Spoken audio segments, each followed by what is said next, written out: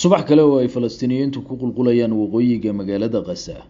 iyagoo hamuun u qaba helitaanka gargaar aadannimo oo ballaaran doc kalena ay ka socoto la kala wareegidda maxaabiista dhinacyadu kala haystaan waa Xamaas iyo Israa'iil gees kalena loo diyaar garoobayo saxiixa rasmiga ah ee heshiiska nabadda Gaza ee gogoshiisu taal magaalada Sharm el-Sheikh ee dalka Masar halka oo ay ku wajahan yihiin madaxda wax ka gudoomin doonta saxiixa heshiiska oo Donald Trump ugu horeeyo subaxdii hore Xamaas ayaa bilowday siideynta maxaabiistii ugu horeysay ee ay ka hayeen Israa'iil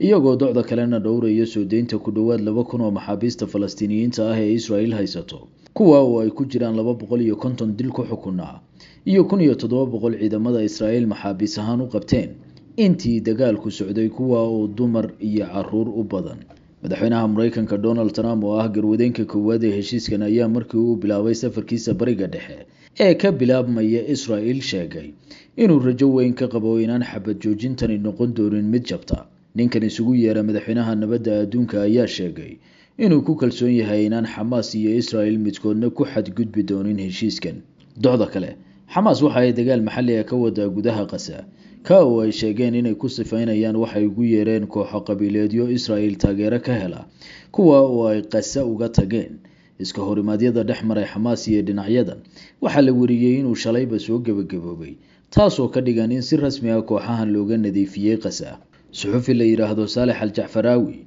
oo caan ka ahaa baraha internetka ayaa intii dagaalkani socday iska horimaadyada ku dhintay warka iyo didiilada leh ayaa ah inaan hadda wixii ka dambeeya aysan gudaha Gaza ka dagaalami doonin IDF Yuhuudda iyo jaajuusiintii sokeeye ee ay uga tageen Gaza taasoo kaalmayn doonta xasiloonida soo daahday ee magaaladan ugu dambeyn mar kale dunida oo dhami waxa ay sugaysaa dhaqangalka iyo in si rasmi ah loo saxiixo heshiiska nabadda ee Gaza ee ay madasha lagu saxiixayo wada shir gudoomin doonaan madaxweynaha Mareykanka Donald Trump iyo madaxweynaha Masar Abdel Fattah al-Sisi qaramada midoobay Faransa iyo Spain